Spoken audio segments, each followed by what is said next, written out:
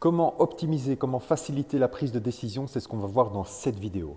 Si tu es en couple et que tu vois que ça patine parfois, que vous avez l'impression de parler une autre langue, si tu es leader et que tu as envie de donner plus de place à tes équipes, mais tu vois que ça patine, tu vois que ça n'avance pas, tu vois que les décisions ne se prennent pas, cette décision est faite pour toi. D'ici la fin de cette vidéo, tu auras des clés très simples pour faciliter, pour optimiser la prise de décision au sein des équipes ou en individuel.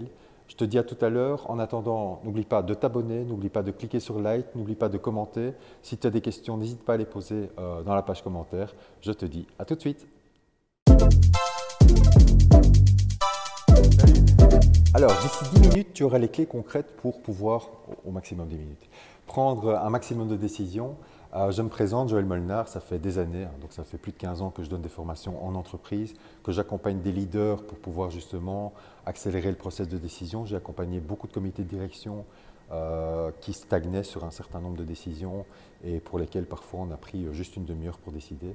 Donc aujourd'hui, une vidéo pour voir comment optimiser la prise de décision en individuel et en collectif. Alors première chose, évidemment, prendre des décisions, c'est super important. Il y a des gens qui ont vraiment du mal à faire ça et pourtant, on constate une chose, c'est que tout commence par une décision. Donc ça, c'est la première chose. Et celui qui n'est pas capable de prendre ces décisions devra subir finalement celles des autres. Donc notre objectif maintenant, c'est de voir comment décider de tout faire pour évidemment réussir à prendre un maximum de décisions et de pouvoir avancer.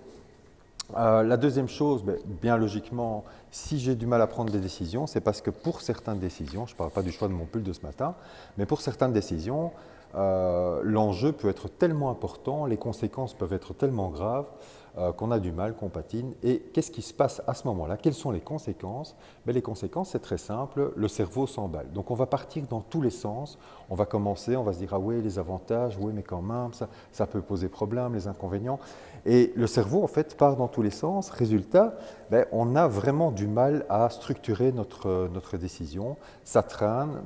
Imaginez si c'est avec plusieurs personnes, c'est encore pire.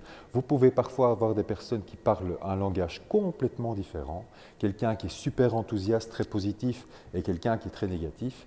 Ils ont peut-être tous les deux raison, simplement, ils parlent une langue différente. Et donc, ce que je vous propose, c'est une méthode, c'est-à-dire qu'on va séquencer, en fait, les modes de pensée. Alors, quand on dit séquencer les modes de pensée, ce qu'on constate, c'est que dans une prise de décision, il y a tout un tas de pensées qui vont nous venir. Certains n'endorment d'ailleurs pas la nuit. Et on va se dire « ah oui, mais ça c'est l'avantage, oui mais quand même, il y a ça c'est le risque, etc. etc. Oui, mais alors je pourrais faire ça. » Donc on commence à créer, puis après ça on va partir sur « oui, mais attends, est-ce que j'ai toutes les informations ?»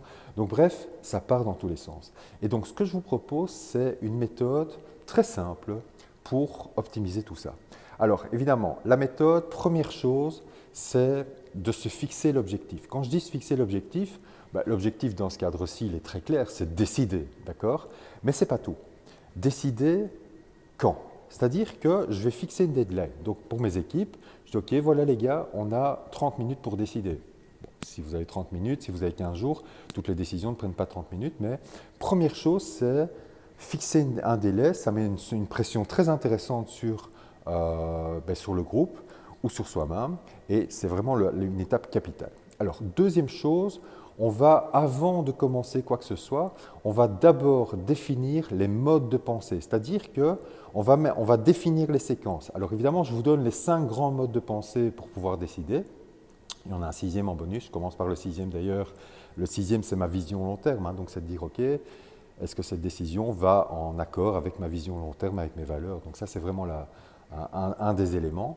Et alors, donc 5 modes de pensée en tout cas qui vont se disputer quelque part quand on n'est pas tout à fait en cohésion. Eh bien, c'est tout simple. Le premier, c'est le truc le plus neutre, ce sont les faits. C'est-à-dire, globalement, est-ce que j'ai toutes les informations pour pouvoir décider? Est-ce que j'ai toute la maîtrise?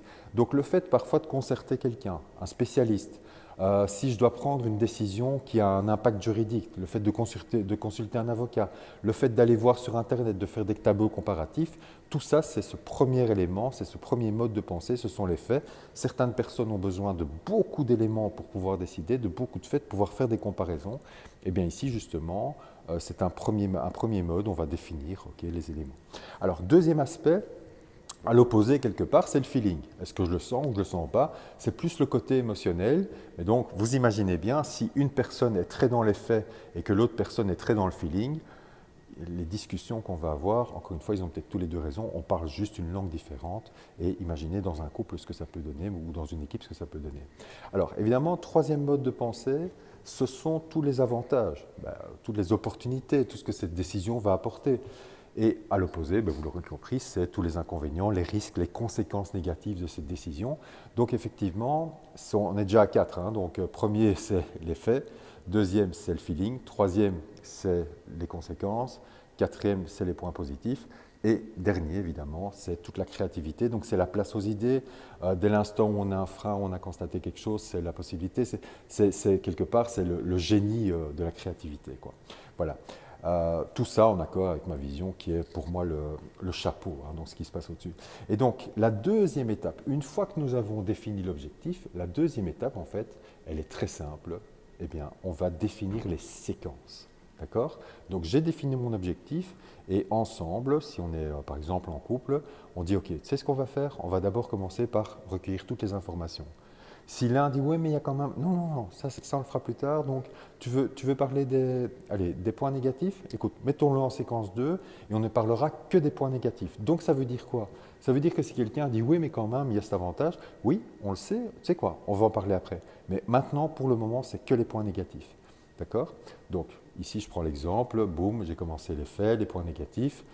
Parlons des points positifs maintenant. Tiens, le feeling. Et ça, c'est intéressant. On peut même le mettre très rapidement dans le process, hein, le feeling. Je vais prendre un exemple.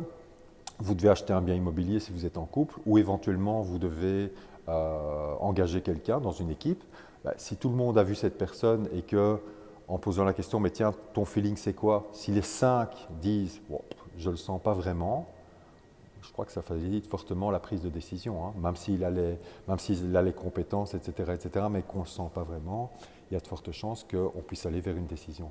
Alors ensuite, on va se dire, ok, maintenant quelles sont les idées, quels sont les critères? Donc vous avez compris une chose, on va d'abord définir le plan de pensée, on se force à être dans ce plan de pensée, ce qui force tout le monde quelque part à parler la même langue au même moment, il y a une vraie cohésion, et on va effectivement définir l'ensemble des séquences. On fait l'ensemble des séquences, et une fois qu'on a fait l'ensemble des séquences, on dit ok, très bien, maintenant est-ce qu'on a toutes les clés pour décider? S'il y a un gros point de blocage, ce n'est pas grave. On se fixe un temps où on fait tout à fait autre chose. Pourquoi? Parce que ça permet aussi de pouvoir cogiter, prendre du recul, etc.